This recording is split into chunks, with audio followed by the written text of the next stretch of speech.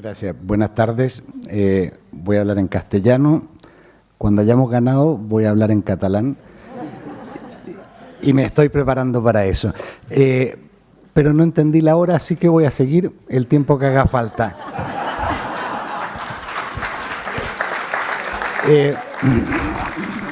Yo solo voy a hacer un matiz a Neus con respecto a Salvini. Yo preferiría ni mentarle, porque darle ideas a Salvini termina siendo siempre peligroso. Es un tío muy peligroso.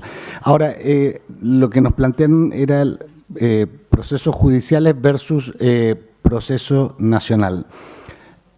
Como decía Neus, yo creo que hay una parte importante de la construcción del proceso nacional, de la construcción de país, que pasa por una lucha eminentemente jurídica. Desde que dejamos de ser bestias que nos liamos a tiros, evidentemente la única fórmula de enfrentar a una situación como la que se vive en Cataluña y sobre todo llevar a buen término la decisión de la mayoría del pueblo catalán pasa por una serie de luchas jurídicas en distintos ámbitos. Ahora bien, mucho nos hemos centrado probablemente en los procesos internos, cosa que es una obligación porque afectan a una serie de personas y van a afectar ese propio proceso, como lo dije esta mañana, a otra serie de gente. No podemos olvidarnos de algo muy sencillo. Parte esencial de la represión la están ejerciendo las altas instancias jurisdiccionales del Estado. Por lo tanto, es absurdo pensar que en esas altas instancias jurisdiccionales nos van a dar la razón. La lucha hay que trasladarla afuera, la lucha es en el ámbito internacional. Cuando nos hemos enfrentado en el ámbito internacional, al final siempre le estamos ganando.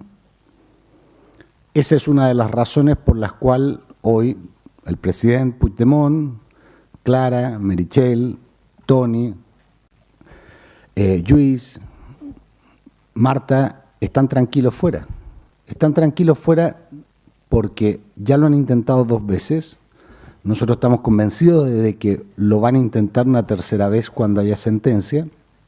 Pero en cada uno de esos procesos hemos logrado establecer algo que sirva para reintroducirlo dentro de la jurisdicción española. Evidentemente, esa reintroducción yo creo que todavía no ha dado sus frutos, pero en algún momento la va a dar. Para mí es esencial el tema, la lucha sobre todo en Europa, porque España no se puede permitir vivir de espalda a Europa. De hecho, los grandes esfuerzos que están haciendo tienen que ver no con el mundo, sino con Europa. Exceptuando algunas salidas de tono de nuestro máximo aliado, que es el señor Borrell, evidentemente se están haciendo unas campañas muy sistemáticas para tratar de revertir los efectos de las batallas jurídicas que se han dado en Europa, y en algunos momentos, en 2 concretos, se han retirado porque no les gustaba el resultado. En el caso de Bélgica, en la primera orden europea, no lo intuían el resultado. Yo creo que lo intuían con acierto y se retiraron antes de tiempo. En el caso de la segunda euroorden, en Bélgica no supieron ni siquiera leer el resultado porque estaban centrados en Alemania. La pieza mayor de esta cacería era el presidente Puigdemont y no supieron enfrentar el procedimiento en Bélgica, que lo perdieron porque fue inadmitida a trámite la demanda de euroorden. Y en Alemania ellos estaban convencidos de que esto funcionaba como en casa. La Fiscalía me lo afina.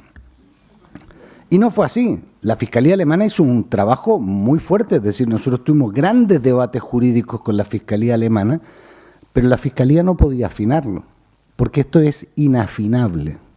A este lado de los Pirineos es inafinable. ¿Y en qué sentido lo es? En que tienen un problema de fondo, que son los hechos. Los hechos por los que han sido enjuiciados y van a ser condenados una serie de políticos, y los hechos por los que van a ser reclamados nuevamente el presidente Puigdemont y los consejeros, son hechos que no tienen un encaje penal en los países democráticos. Y eso es algo que les cuesta entender. Primero, retiraron la primera euroorden porque dijeron una cosa, dijeron, ya vendremos en un momento más estructurado. Esperaron a tener un autoprocesamiento. Cuando fueron con el autoprocesamiento les fue mal y ahora están esperando a ir con una sentencia. Creen que el problema es de forma, el problema es de fondo y de hechos. Ahora bien, en estas batallas se han ganado cosas que muchas veces no hemos sabido explicar y que la gente tampoco ha entendido en su justa dimensión. Para la justicia alemana, los hechos del 1 de octubre no son constitutivos de un delito de rebelión, ni siquiera de uno de desórdenes públicos. Iba a mencionar sedición, pero la sedición fue derogada en Alemania en 1970, solo que Llarena no se había enterado. Y fue derogada, fíjense por dónde, en base a una sentencia del Tribunal Constitucional alemán que hablaba de que era un tipo penal inconstitucional por antidemocrático. Y aquí está haciendo fortuna el tipo penal de la sedición. ¿Qué quiero decir con eso? Básicamente una cuestión que para mí es esencial. Yo no creo que exista el Estado perfectamente democrático. Ningún Estado es perfectamente democrático. Lo que pasa es que hay algunos que son tremendamente imperfectos. Y en esos estados tremendamente imperfectos se mantienen unas formas que dan la sensación de democracia. El régimen que surge del 78 en el Estado español gozó de una buena vida en tanto en cuanto sus deficiencias no se pudieron apreciar cuando se les ponía en evidencia, básicamente porque el error fue en la forma de lucha. ¿Qué quiero decir con esto? Los errores del sistema, las fisuras de esa pelota, de ese balón que es el régimen del 78, estaban ahí, pero los vascos reventaron la pelota. No se pudo ver. ¿Qué han hecho los catalanes? Ir metiéndole aire al balón. Y ahora que el balón está así de grande, estamos viendo que las costuras son unos remiendos, que está mal hecho por todos lados, que no encaja, y eso es lo que les está poniendo tremendamente en evidencia y es lo que no toleran. Y no lo toleran porque desde la perspectiva española yo creo que ellos sí han visto algo que es evidente. El proceso catalán ha cuestionado dos cimientos del régimen del 78. La indisoluble unidad de la nación española y la monarquía. Y además las dos al mismo tiempo. O sea, no supisteis hacerlo un poquito una y un poquito después la otra. Fueron las dos al mismo tiempo y eso les llevó a entrar en shock. Y cuando entran en shock, actúan, como actúan siempre, es decir, embistiendo más que dialogando. Yo creo que a estas alturas es tal el desamor que existe entre ambos pueblos y entre ambas situaciones que es muy difícil reconducirlo a una situación anterior. Es decir, aquí lo que hay que ver es cómo se produce el divorcio. Y eso, al final, siempre termina en un juzgado. En este caso, en muchos. Y ese divorcio va a terminar en muchos sitios. ¿Por qué? Porque, bueno, evidentemente, algunas cosas se debatirán en los tribunales belgas, otros en los suizos, otros en los escoceses, otro vaya uno a saber dónde pilla, y también en los tribunales europeos, donde si las cosas se plantean adecuadamente, va a haber un entendimiento de algo que para mí es esencial, y es cómo se aplica el derecho. Una norma se puede interpretar de 1000 formas. La gente siempre dice, hay 3 abogados, 4 opiniones. Sí, eso es verdad. Pero eso es porque el derecho es interpretable. Ahora, cuando se hace desde un prisma democrático, el derecho se hace previsible. El margen de interpretación está acotado. Y si ustedes recuerdan, en marzo del 18, cuando el presidente Puigdemont fue detenido, yo desde un comienzo dije, tranquilo, se va a resolver. Y se va a resolver bien, porque era previsible que se resolviese bien. No sabíamos si de esta forma o de esta, pero dentro de la previsibilidad. En España se perdió la previsibilidad del derecho. Alguno me ha preguntado por el tema del Constitucional. El Constitucional hace mucho tiempo que dejó de hacer derecho. Y cuando hablo de la previsibilidad, fíjense que hubo un 9N y que terminó en unas condenas por desobediencia. Y hubo un 1 de octubre, y estamos hablando de rebelión y 25 años. ¿Era previsible desde el punto de vista de la interpretación del derecho que una situación marcadamente similar terminase de forma tan distinta? Eso solo te demuestra una cosa, y es que han llegado a una interpretación forzada del derecho, a una interpretación antidemocrática. Ahora, ¿para qué sirven los pleitos afuera? En primer lugar, para reconducir las situaciones de dentro y las situaciones personales de la gente, pero también para determinar algunas cosas que son esenciales en la construcción del país. Y una de ellas, que yo la vengo insistiendo hace mucho tiempo, es dentro del marco de la Unión Europea hay un instrumento que es el derecho de las minorías. Si las normas se interpretan respetando ese derecho, a la larga es imposible que un referéndum de autodeterminación pueda ser considerado de forma distinta a lo que es el ejercicio democrático del derecho a la libertad de expresión de un pueblo. Porque es así. Pero para eso hay que plantearlo y tiene que ser reconocido.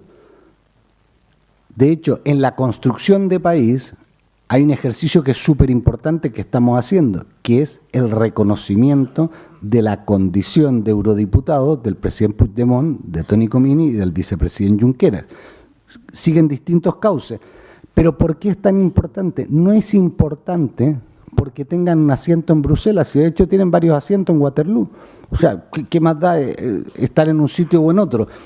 Es importante porque fueron votados por una minoría nacional. Y es importante que Europa reconozca que esas personas representan a una minoría nacional.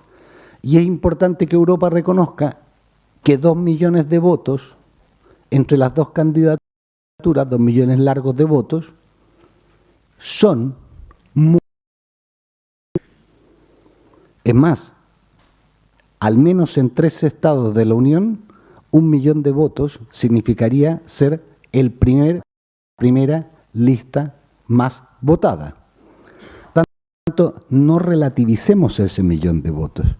No relativicemos esos millones de votos. Nosotros estamos dando una batalla que yo más de alguna vez lo he dicho en privado y lo voy a decir en público, y seguro que algunos...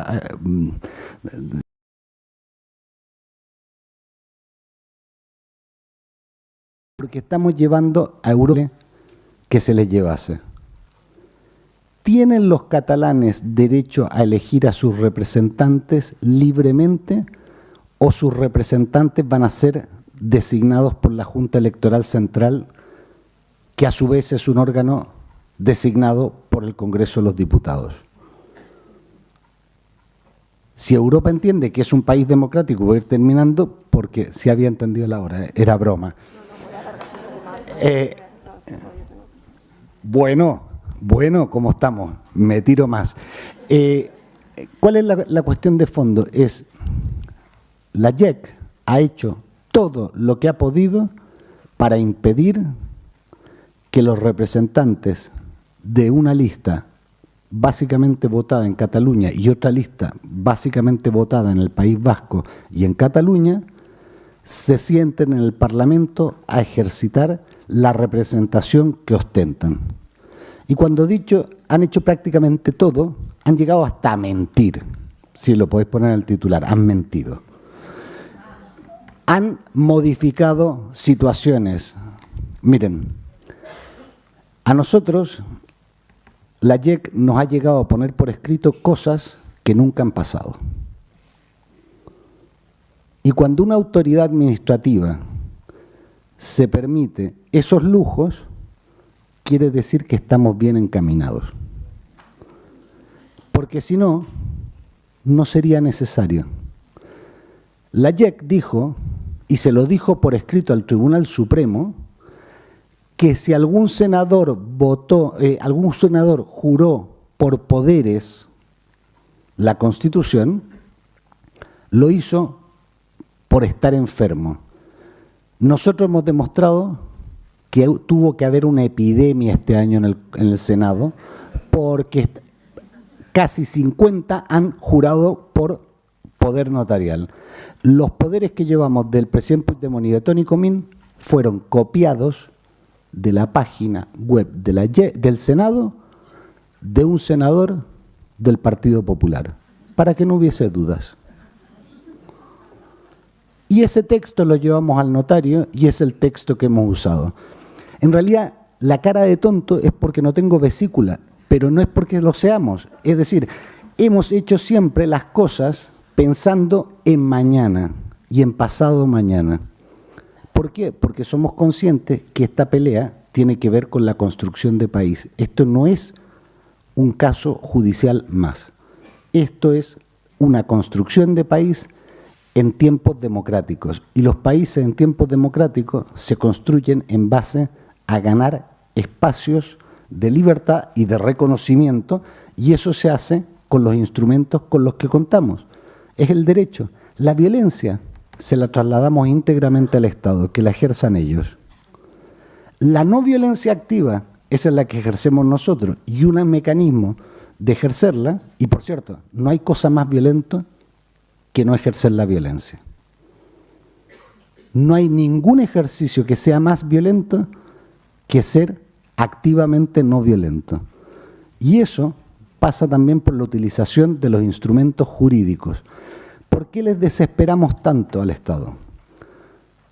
Porque estamos haciendo un derecho que les incomoda. Se está haciendo en Naciones Unidas, se está haciendo en diversos tribunales, se está haciendo ahora. Ellos nos obligaron a ir a Luxemburgo. Miren, nosotros todavía no habíamos tocado Luxemburgo. El billete a Luxemburgo lo compraron ellos. Y se abrió otra puerta más de discusión. ¿Para qué? Para, a través de los distintos procedimientos, construir una realidad nacional. Miren por dónde que, si no hubiese habido persecución, en Alemania seguirían pensando que los catalanes son egoístas y que se quieren independizar para no financiar a los andaluces.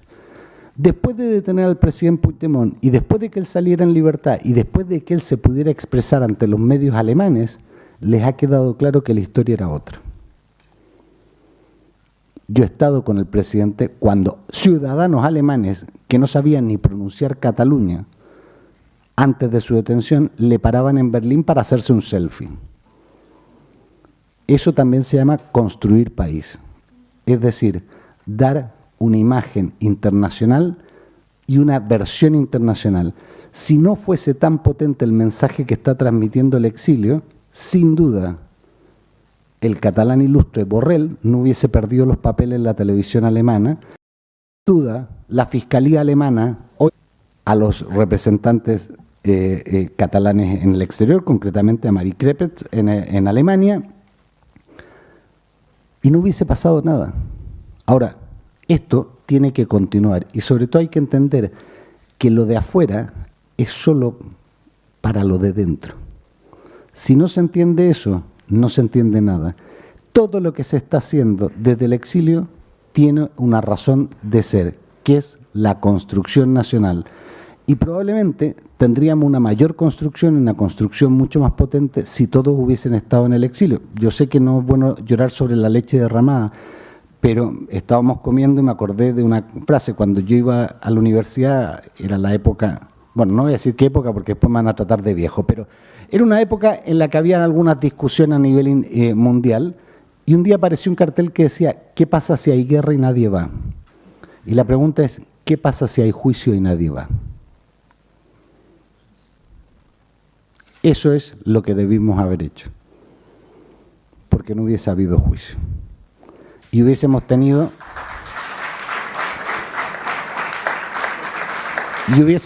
tantas batallas jurídicas como exiliados. En todo caso, las que tenemos, créanme, son suficientes para lo que vamos a hacer. El país se construye, lamentablemente o afortunadamente, en los tribunales y en las instancias jurídicas. No existe otra forma de construir el país de manera tal que no lleve a la violencia. Y creo que los catalanes, si habéis ganado la legitimidad a nivel internacional, es porque habéis demostrado que sois un pueblo pacífico y que sabéis aguantar incluso la represión. Yo creo que ese es el gran activo, y mientras eso no se abandone, vais a seguir contando con la legitimidad y con el apoyo internacional, que por cierto es creciente. Muchas gracias.